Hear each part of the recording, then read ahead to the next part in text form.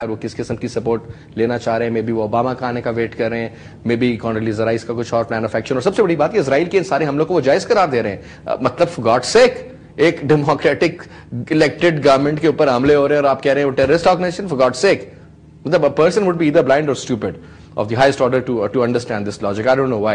I wish I could meet Condoleezza Rice and try to explain her certain things. Either she's crazy or she's gone mad.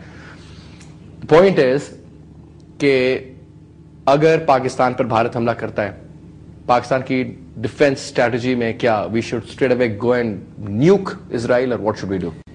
دیکھو فیصل, پہلے تو کچھ science کو سمجھو. اس بات سے تو میں بالکل 100% متفق ہوں اور قوم کو آج بالکل ہم واضح کر کے بتانا چاہتے ہیں جنگ کی تیاری کریں.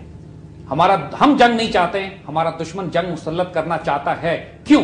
اس کی وجہ یہ ہے کہ اوباما نے آنے کے بعد الیکشن ہی اس بات کے اوپر جیتا ہے کہ افغانستان میں فوجوں کی تعداد بڑھا کر پاکستان کے سرحدی علاقوں کے پاس 40,000 امریکن فوجی لگائے جائیں گے اور اس کے بعد B-52 سے ہمارے ٹرائبل ایریاز پر بامبنگ کی جائے گی, جو انہوں نے تورا بورا میں کیا تھا. سو پاکستان شوڈ ایکسپیکٹ کہ ہمارے ٹرائبل ایریاز پہ خونخوار خونریز بامبنگ ہونے جا رہی ہے جب اوباما یہاں پر فوجیں لگائے گا. جس لمحے امریکہ اسرائیل کے ساتھ مل کر پاکستان کے ٹرائبل ایریاز پر بامبنگ کرنے کی بات کرے گا, یہ وہ موقع ہوگا جب انڈیا ہماری سرحدوں کو پینیٹریٹ کرنے کی کوشش کرے گا. لائن آف کنٹرول ہو, ورکنگ باؤنڈری ہو یا راجستھان ہو, اس سے فرق نہیں پڑتا. پاکستان آرمی کو اس کا اندازہ ہے, ہم نے ڈپلائمنٹ شروع کر دی ہے. پاکستان ایئر فورس نے ایگریسو پیٹرولنگ کی ہے. ہم لوگوں کو معلوم ہے کہ دشمن آنے والا ہے. حکومت اگر چھپانا چاہتی ہے یہ بات قوم کے ساتھ تو غلط فہمی میں رکھ رہی ہے. اپنی قوم کو آپ کو اسی طرح تیار کرنا پڑے گا جس طرح ہم نے 65 کی لڑائی میں تو ہم سرپرائز میں ہوتے لیکن پوری قوم بیدار ہوئی اور ہم نے ریسپانس اور ریئیکشن دیا. 71 میں ہم نے قوم کو غفلت میں رکھا. اب ہمیں دشمن کے ایک ایک موو کا معلوم ہے, وہ آنا چاہتا ہے. ہم نے کمزوری دکھائی تو وہ آئے گا, ہم نے سختی سے اس کی آنکھوں میں آنکھیں ڈالی تو وہ نہیں آئے گا. لیکن ہم جو بات کر رہے ہیں کہ ہمیں انڈیا سے صرف اور امریکن سے خطرہ نہیں ہے, خطرہ اسرائیل سے. جو لاجسٹک ٹیکنالوجی اور اکوپمنٹ اور ویپن سسٹم اور ایون F-16 کی سپورٹ جو انڈیا کو ملے گی اس کرائسس میں, وہ اسرائیل کی طرف سے آئے گی. F-14s, F-15s, you name it, ایک دفعہ جنگ شروع ہو گئی اور انڈینز اور امریکنز نے پاکستان پر بامبنگ شروع کی تو اسرائیل اس میں کودے گا. یہ بات میں آپ کو ابھی بتا رہا ہوں. اور ہمیں اسرائیل کو ٹارگٹ کرنا چاہیے, ان کلیئر ٹرمز میسج جانا چاہیے کہ پاکستان پہ کسی بھی طرف سے اٹیک آیا, جیسے ہم نے 1984 میں میسج ان کو دیا تھا کہ اگر ہمارے نیوکلیئر پروگرام پر اٹیک انڈیا کی طرف سے آئے یا سمندر کی طرف سے آئے, ہم اسرائیل کو ماریں گے جا کے. ان کا دماغ درست ہو کے رہ گیا تھا. وہ آئے تھے ہمارے نیوکلیئر پروگرام پہ, ایک دفعہ نہیں غالباً 3 کئی دفعہ وہ آئے ہیں. ایون 98 میں جب پاکستان چغئی میں نیوکلیئر ایکسپلوژن کرنے جا رہا تھا, اس وقت اسرائیلی F-16 سری نگر ایئرپورٹ پر انتظار کر رہے تھے. They were waiting کہ ہمیں آرڈر ملے اور ہم پاکستان کو بم بلاسٹ کرنے سے پہلے تباہ کر دیں اپنے ان ویپنز کو. اللہ کا کرم اور احسان ہوا کہ ہماری فضائیہ بھی تیار تھی اور ہمارے سائنٹسٹ نے بھی کام اس طرح کیا. اس تھریٹ کے باوجود ایک پوائنٹ پہ تو یہ خطرہ آ گیا تھا کہ چغئی میں کام کرنے والے سائنسدانوں سے کہا تھا کہ آپ ڈسپرس ہو جائیں, بکھر جائیں, کہ طیارے آنے والے ہیں. یہاں تک سٹیج پہنچ چکی تھی.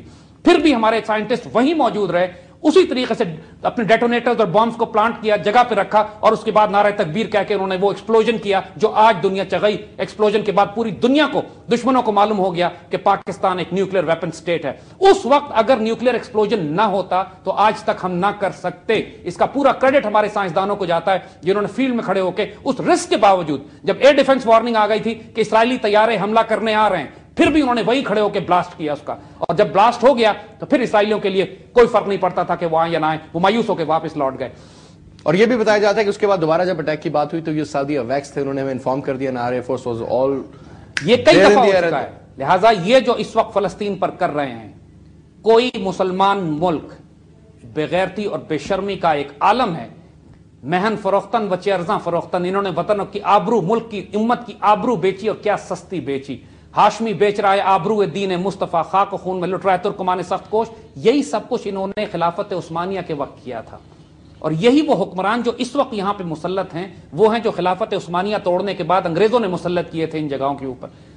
اور مسلمانوں کا خون جس بے دریغ طریقے سے بہایا جا رہا ہے, اس وقت وہی کیفیت ہے جو حضور صلی اللہ علیہ وسلم نے فرما دیا تھا کہ ہم تعداد میں سمندر کی جھاگ کی طرح ہوں گے, لیکن حب دنیا و کراہیت الموت, یعنی دنیا کی محبت اور موت کا خوف ہوگا مسلمانوں پر کہ ہم پر یہ جھپٹیں گے دشمن اس طریقے سے جیسے اپنے دسترخوان کے اوپر کوئی بھوکا جانور درندہ گرتا ہے آ کے. پاکستانی قوم کو ہمیں جس طرح ہمارے طرابلس میں, جنگ طرابلس میں یا خلافت میں جب ہمارے بزرگوں نے خلافت موومنٹ چلائی تھی, پاکستانی سیاستدانوں کو, پاکستانی قوم کو, ہمارے میڈیا کو, ہمارے حکمرانوں کو ہوش کے ناخن لینے چاہیے.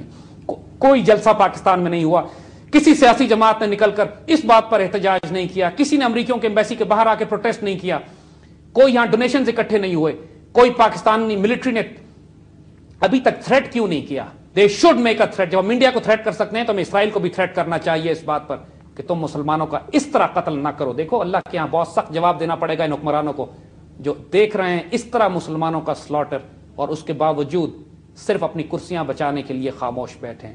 زید صاحب یہاں پر ایک چھوٹی سی بریک لیتے ہیں, واپس آتے ہیں اور میں پھر اس کے بعد بات کروں کہ اس کے بعد عرب کنٹریز کا, اس میں تو خیر سوئے ہوئے بادشاہ آتے ہیں, سارے باقی سلسلے وہ بھی ہمیں نظر آتے ہیں, لیکن جسٹ ان کیس اس میں گریٹر رول آف چائنا کیا ہوگا, who are the friends and who are the forces, we'll talk about that just in case of war. Stay with us جی, we'll have a break here. Break کے بعد واپس آتے ہیں. زید حامد موجود ہے ہمارے ساتھ, گفتگو جاری رہے گی. فی الحال ایک چھوٹی بریک لیجیے.